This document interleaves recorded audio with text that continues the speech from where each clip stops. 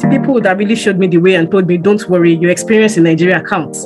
Unlike what people online will tell you, tell them you don't have any Nigeria experience. So your experience from Nigeria actually really, really counts. One particular guy reached out to me the week that I came in, and I was luckily able to schedule, I think I came in on a Saturday and I was able to get an interview on Friday of the same week. So when I got into the UK, because of my lack of confidence, I felt, my Nigeria experience might not be able to count for me. But like I said earlier, I was able to get confidence saying, don't worry about it, work on your CV, things like that. So I'm sure Rookie can be able to help you with all of that. Immediately I optimized my LinkedIn. I mean, let's imagine I did that maybe 11:59 a night before.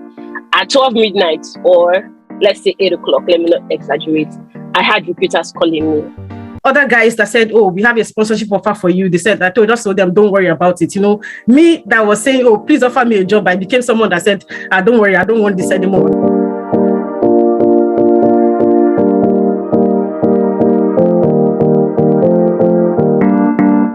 So I've got some very special people as well here who are on the health and care visa. They got it from Nigeria and they got it just by, exploring, optimizing their brand and all that. They will also be sharing their story with you. I'll be calling on Ifeyinwa to come to unmute herself and share her story with us as well. Thank you, Ifeyinwa. Yeah, hello everyone. I'm really happy to be here. And Ricky, you just made a statement, health and care. Funny thing, people think, health and care. There are other opportunities. So I want us to really optimize what we're learning here today. My story is really simple. It's really not, it wasn't a difficult process, although I think what helped me was, determination and the fact that I wanted more. I was part of the few numbers of people that said wanted to study medicine, but they gave me biochemistry or they gave me industrial chemistry or something like that. So I have a background of microbiology. I finished from Abia State University. I studied microbiology. And of course, if you're in Nigeria, you would know the salary range for an average microbiologist. You're looking at 50,000 to 80,000. And then you can imagine what goes on in Nigeria. Sometimes you get a job. I was in Lagos, and then when you're thinking about your transport money to work, you think about your accommodation, your rent, your paying. It doesn't just add up. And me graduating since 2014, imagine earning within the same salary range for, I think it's up to 8 years. Yes, close to 8 years. So I was really frustrated. And I think most times when you are at a brink of such move or such transition, something has to propel you, something has to move you to taking certain action. So if you've not gotten to that point where you feel some level of unrest, then I think you should ask yourself certain questions. So I know for us to be here, we've gotten to that point where we are feeling like, I need to break out of something, like I need to move, and I know God is going to help us. So that was my background. So when I heard about the UK putting the care assistant job in the shortage list, like everybody, I went out to I sourced for a lot of informations. I knew then YouTube was my friend. You don't have people who wake up and they are checking Instagram, trying to see, did anybody say no? For me, it was YouTube. I was watching videos. I was going on UK Gov. I was checking it to know when they were going to add it. I think it was February 15th that it was officially added to the shortage list, care jobs and all that. And then when I got there, I also saw other jobs, pharmacy assistants. I saw laboratory assistants. And, I just started sending applications. Initially, the person that just spoke said something, unfortunately, was coming up very well.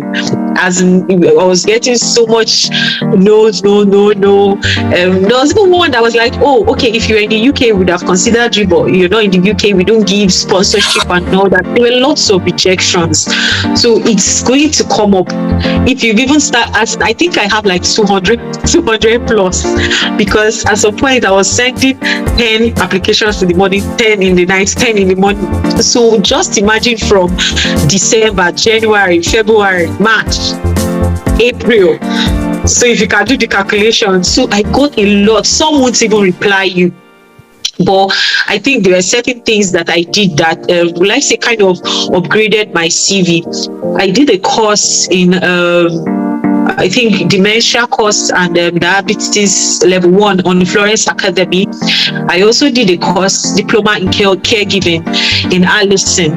Most of these courses, you know, the one in Florence Academy, I didn't pay for it, but the one in Allison, I did pay for it, and I added it to my CV. Then I also had to write my IELTS. Before writing my IELTS, I had gotten one job. I was in the process of getting the job, but it was in a living carer job, and I already have my reservations about living carer. I was like, hey, you can't be living with someone you don't know. So I wasn't really so pushy about it, but they kept on asking, oh, can you provide your driver's license? I had to get, can you do this, can you do that? I was giving them the information, and at some point they were like, we need your IELTS. And that was when everything froze. And I said, okay, well, I just registered. I can send you my registration, this, hoping that, you know, they would have the patience to wait. But I think I because of the gap and them waiting for the results, I lost the opportunity. And that was how that one went. And I felt bad. It kind of weighed me down. So if you're at the point where things like that has happened, just keep pushing. I felt very, very down. I just wanted to give up on everything. But there was something my husband said. He was like, if what happens if, I don't know, there's a statement he makes. He says there's a 50% chance of you getting if you don't give up, but there's 100% chance of you failing once you don't try again. Yes, once you throw in the towel. So when he said that, I just picked up the pace and then I continued. And it got to a point where, because I noticed Indeed was flooded, I was always going on Indeed. I just had to, you know, there's a way you can just put a, like call it, set up the kind of jobs you want to get. Yes, so I put in care assistant with visa sponsorship. I put in laboratory assistant with visa sponsorship. So those were the jobs I was just getting. So, but I would go back and check how many applicants sent applications. So I just left that one. I now went on YouTube. I watched one video where one girl said you can also go look for some of these companies or care homes and all that and send direct emails. So I think that was like another strategy I picked up. So I went on there. I started sending care homes in UK that offer sponsorship. So I started sending out applications and all that, and then it pulled through. One came through, I think around April, May, second week of May, Wednesday of the second week of May, I had my first interview. Then the upper week, the second Wednesday, the third Wednesday in the month of May, they scheduled for a second interview. And after the interview, the lady just said, wow, I'm impressed, and you will surely hear from us. Then I think like 5 days later, I got my COS. It wasn't no paying anybody. I didn't pay anybody and all that. And that was just it. So what I would really advise everyone is to don't give up. Don't, sometimes when people say this UK migration, it looks like one very big thing. It looks like one big giant. Yes, it's a giant, but I tell you, if I can do it, anybody can do it. Optimize your CV. You're coming for a care job. A care job is almost like what they will call auxiliary nursing. So if you have any hospital around, I have a background. I worked in a hospital as a lab scientist. So most times when everywhere is kind of busy, and you can even catch me doing what an auxiliary nurse. I might be taking vitals. If you have parents too that probably are diabetic and they check their glucose level, those little things. You check blood glucose, apple check, you do blood pressure, So those were the little two things that they were asking me, and it's not like I'm doing them here. I don't do them here. Of course, they have nurses that do them, but during the interview process, they were like, what can you do? You said you have a background of that. I said, yes, I mean, I'm a microbiologist, but I was opportune to have worked in the hospital setting, so I have an understanding of one or two things that happens, as per nursing assistant and all that. And I think that was just it. So put those things in your CV. Go to any healthcare, primary healthcare center. I know we have them in Nigeria a lot. Go there, walk in and tell them you want to come and do Sumo's volunteer. Anything, just get the experience, then put it up. Go online, get the trainings. If you can access, maybe I will send the link later. Florence Academy, Allison, put it on your CV. Then IELTS is also important because it made me lose one job. So imagine, I think God has his way. God has the way he does things too, because my mind was really not there. But then, so I wouldn't advise you to just neglect it. So your IELTS is actually very important. You can IELTS, I think it has a 2-year span. So I'm encouraging everyone to write. People say, they don't need it. Write. The whole confusion about whether or not, if you want to get your visa, you can't get it without IELTS. That's the first thing. So you just need it. So it's a requirement. So just write it and all that. So whenever the interview comes up, you're not giving excuses. The first question they asked me, my first interview, have you written your IELTS? Do you have an international passport? So someone said something. If you're a serious Nigerian and you don't have an international passport, you're your own. So you see that international passport, and now I hear it takes time. Some people are staying 4 months, 5 months. So if you know you're really passionate, international passport should just be with you now. IELTS, if you must have even gotten it by now, and get the experience. Upgrade your CV. It looks big. Honestly, when people say, it looks like one unsurmountable stuff, I tell you, it's something everybody can achieve.